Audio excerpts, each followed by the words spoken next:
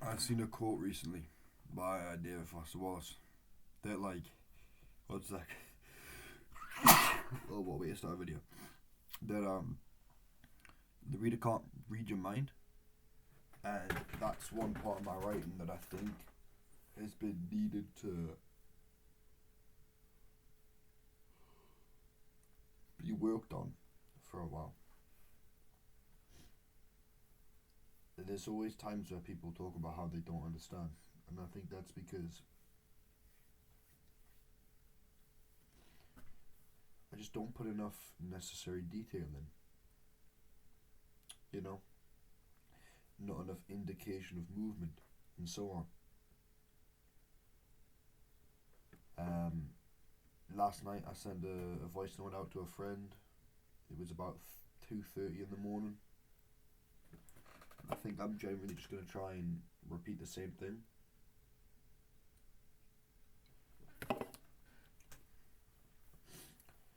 I've had to check myself recently and think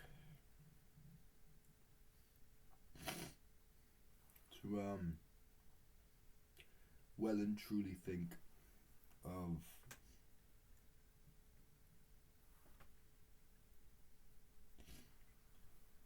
do I want fame and do I want money? The do I want money part was easy. It was like, no, I don't. Of course, I want just enough to live off of. As does everyone. They want enough to live. You know, they want enough to not die. And that I can grasp. But I think for a long time now I've been using that as a crutch. And in my heart, in some way, shape, or form, I did want to be famous, right?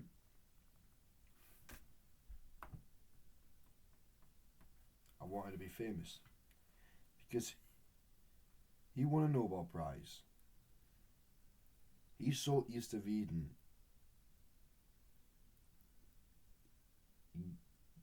go crazy. He saw the sales. He saw how well he is, you know, financially, monetarily.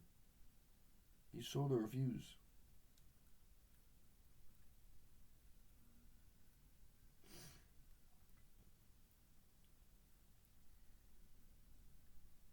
But I'm not Steinbeck, you know.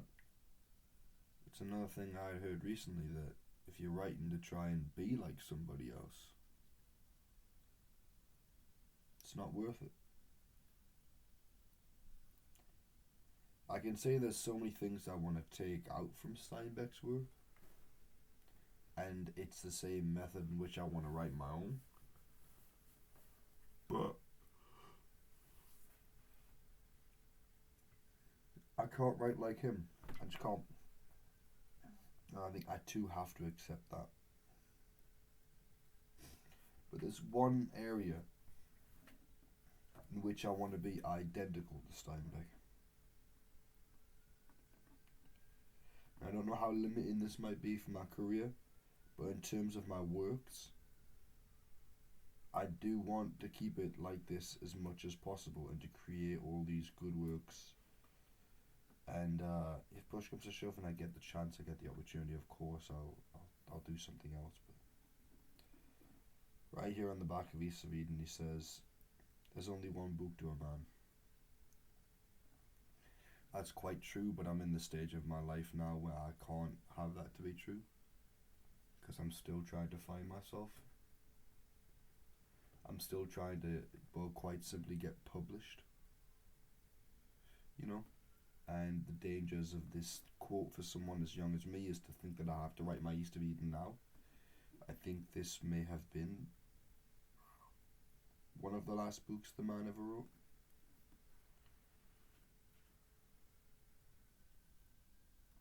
You know, he was, I think it was the 50s, right? Let me check. Yeah, 1952. He wrote other things after it, but this is definitely his one book.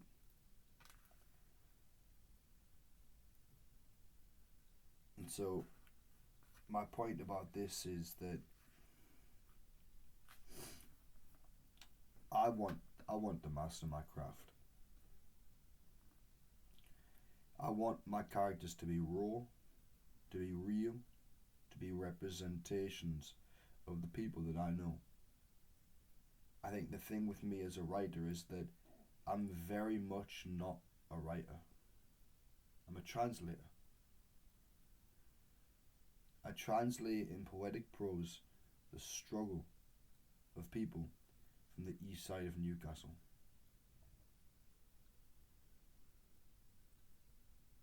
That's what I do.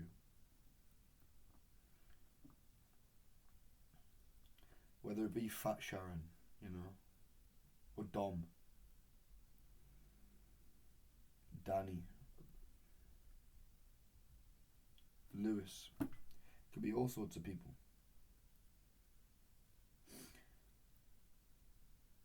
But like I say, this is the one book to a man. And of course I've read other Steinbeck stuff as they lie down there. Each of them phenomenal.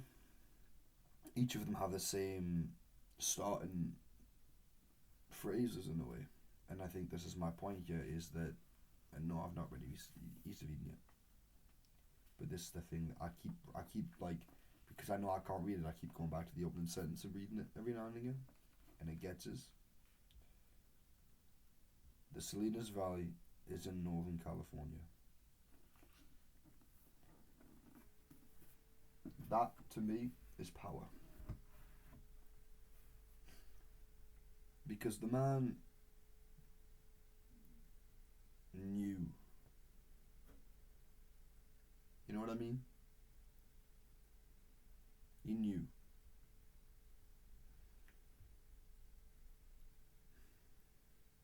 My life's goal isn't to write really good stories. My life's goal is to translate well the drama of life for the people of Eastern Newcastle onto the paper.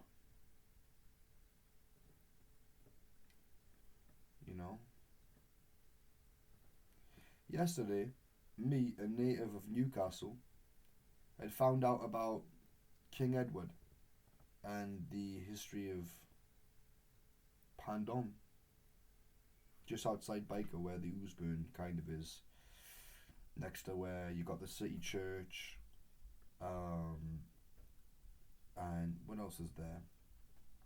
It's just before you get to the roundabout, and well, they opened a new cowboy spot in there. Used to be like a Chinese, on that street. What else have you got? You don't really have much. You've got it's student accommodation now. Yeah, that's pretty much it. It's student accommodation. You've got some housing. It was really nice to learn that, well and truly. Like, no bullshit. It was nice. It was nice to learn of the history of the boroughs and the creation and. Yeah, to really sort of. I mean, I'm still reading, and I'm about to get on I'm gonna try and finish the book today. After this, but my point being is, I well and truly do want to master my craft, and I mean that wholeheartedly. And what that takes, I don't know. I don't want the monetary value from it. I don't want the fame from it. I just want to be able to sit there and say that I did it. I wrote Newcastle well. That my characters are real, that my stories are deep, complex, and good. That I can write poetic prose.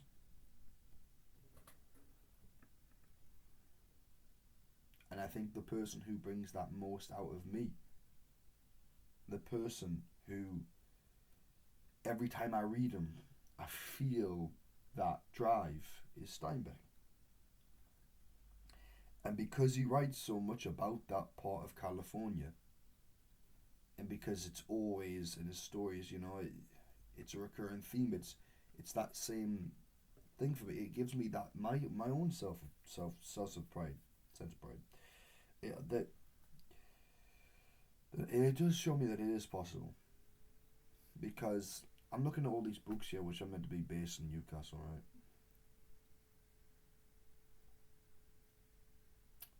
For the most part, I think Elsick was definitely always more of a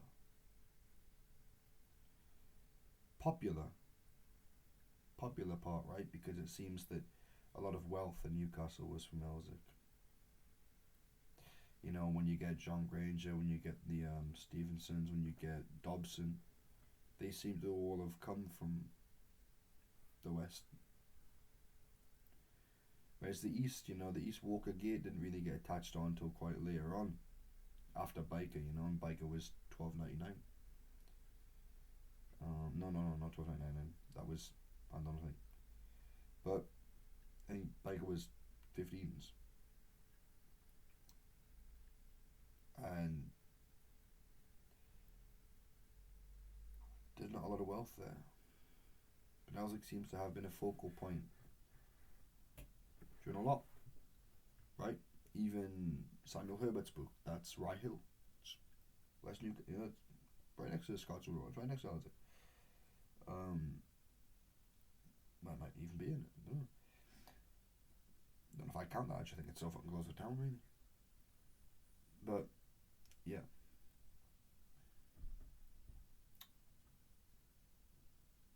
I don't really have the capabilities to write Elsick. I don't have the capabilities to write Benton, Fenham, Benwell, Denton.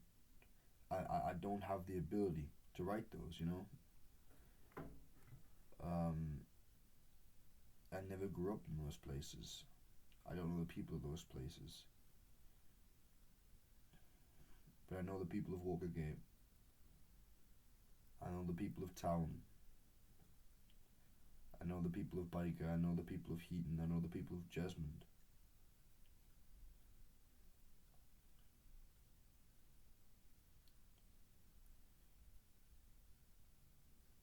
I want to master my craft, and I want to write the stories from there.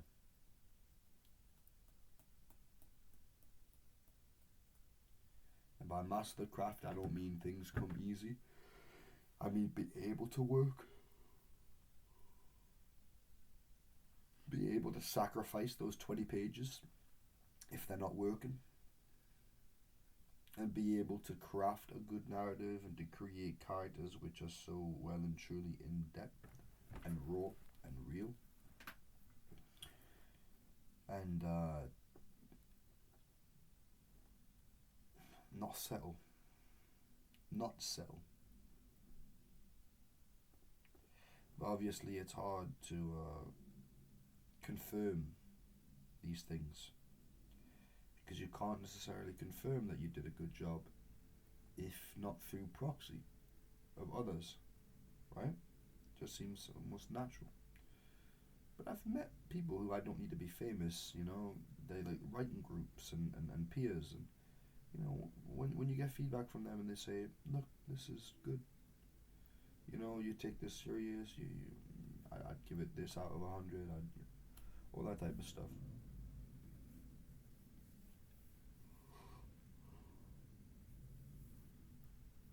In my heart, I want to be content and satisfied that the story I had just made, although it may have been a long, tedious process, that I'd put my heart and soul into it, and that I can accept that it's the best that I can make it, which is a very hard thing to do because writers don't really have that possibility. It's only say I can make it better, I can make it better. But you've always got to focus on the story ahead, right? The story ahead. And it's always that. It's always focus on this thing, read, write, get better, complete a good story, go through the development. I've already been through so much development. I've got these 3 pages of draft notes to just remember and keep in mind.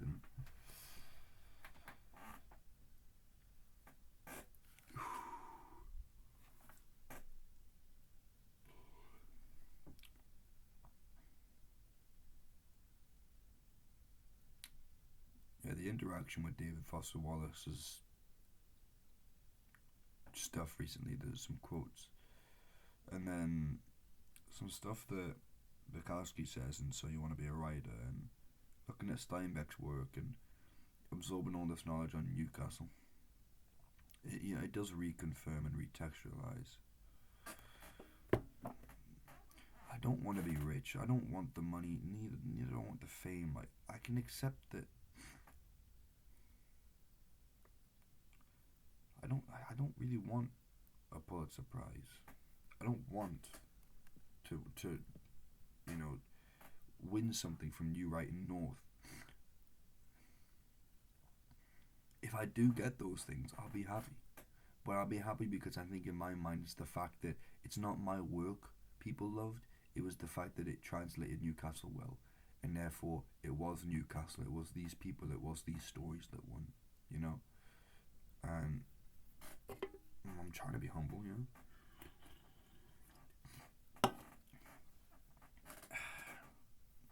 And I would like these stories to win. But it doesn't need to be through me. I think I want a whole host of writers from Newcastle, from Byker, a whole host of them to just start being writers.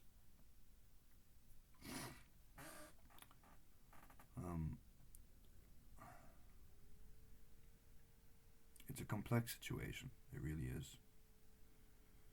But I know that I have to take every story seriously.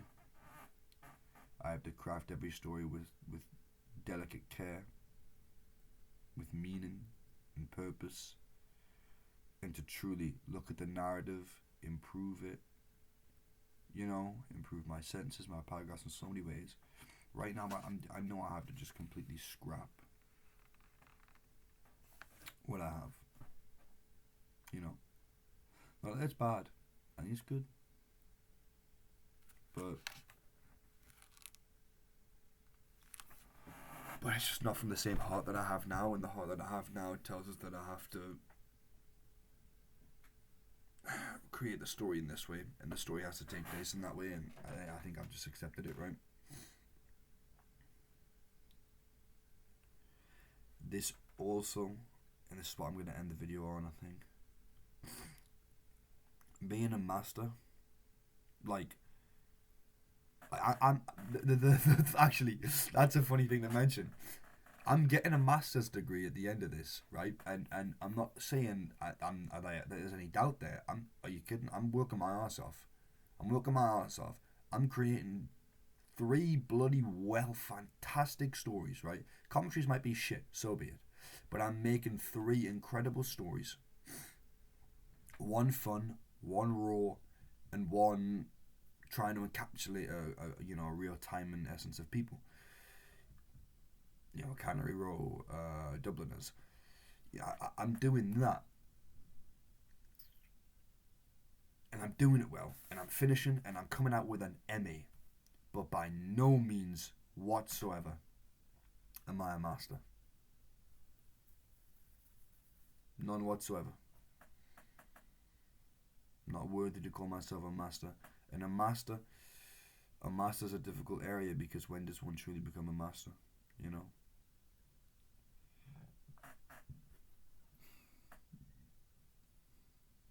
I think I'll be a master when I die.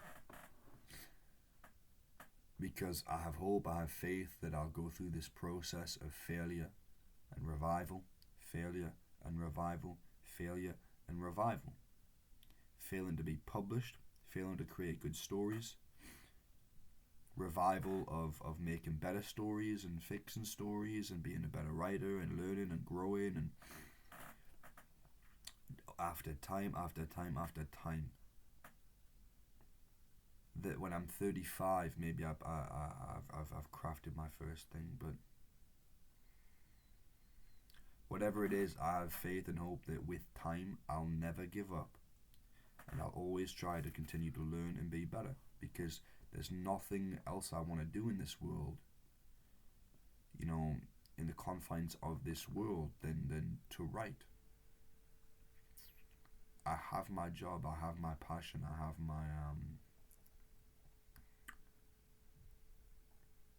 my thing, you know, and I see people, and it's true. Some people go to university, and they don't want to do the thing they do anymore. But that was never a thing for me. I never went down a traditional path of doing well. You know, I went to Linhope, and I wear that as a complete badge of honour. Complete badge of honour. I believe there's only one other person right now in my mind that I can say has went to that place and is doing well for himself. And shout out to him. I'm really proud of him. But not many people make it out. I think I was lucky because I was just lucky. I was just lucky. I've done nothing by myself. Everything's come from luck. Everything's come from just gifts. Everything you see in this room, I didn't spend a drop of money on it. Everything's a gift, man. I'm too privileged. And I'm especially too privileged to give up. You know, I think about the depths that I've been at. I think about the highs that I've ascended to mentally, and that I've kept pushing forward and I've kept trying.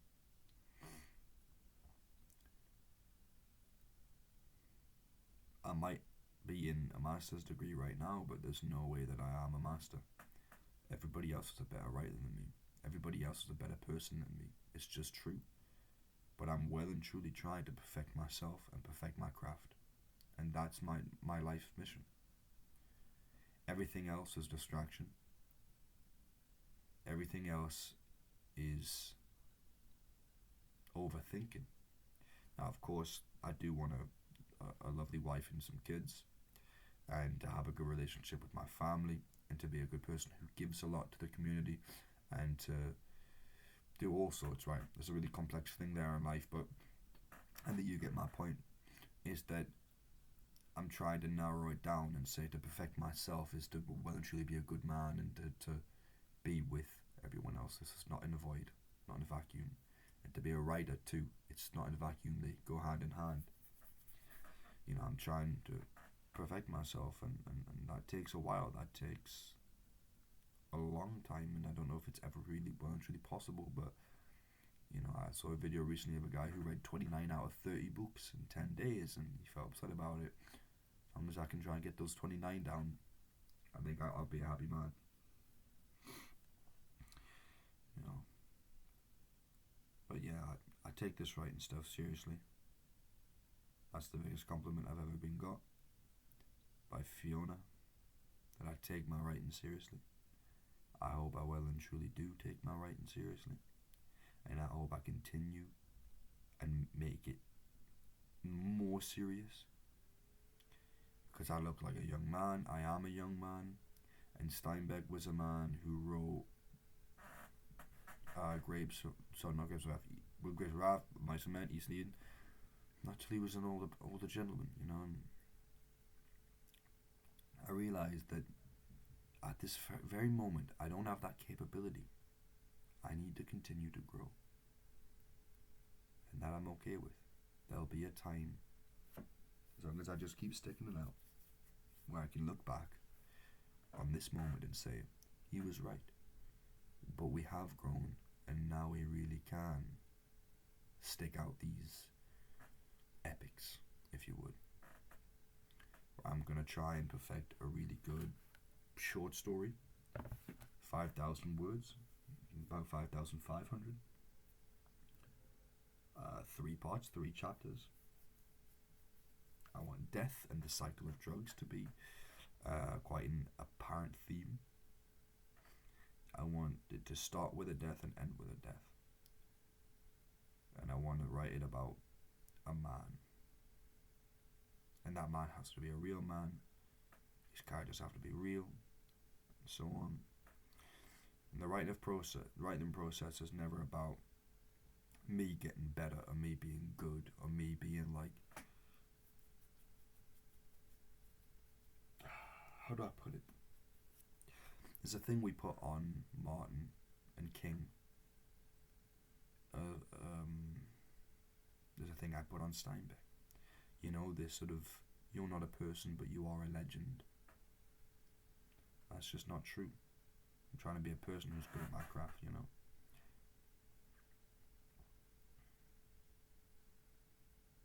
I've yapped too long. I think anybody who is starting out, writing, anybody who's starting out anything, it's an obvious thing to know. Just keep going, don't give up, because right now you aren't actually good, right? I'm not going to be a good writer until I'm 30, I think. Until I write so many stories that when I'm 30 and I've wrote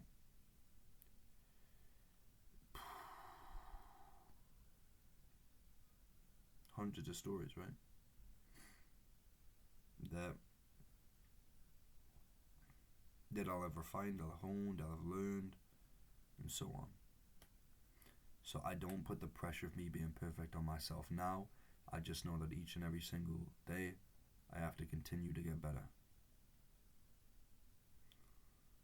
And I do want to be good. I do want to be good at this. This shit means something to me. I'm glad I have this, you know. I'm glad I have this because it does keep my head straight, you know. It does give me something to fight for. It does make me realize what I want to do in my life. All the pain of all these unnecessary things, you can recognize them and say, what is this? You know, what is this?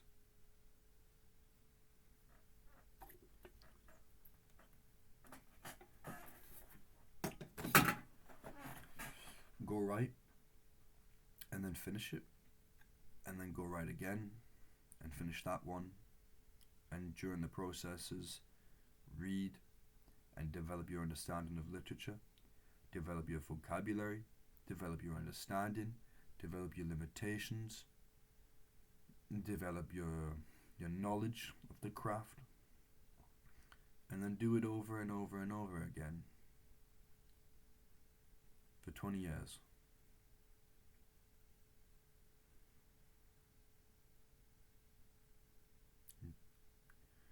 And write something good.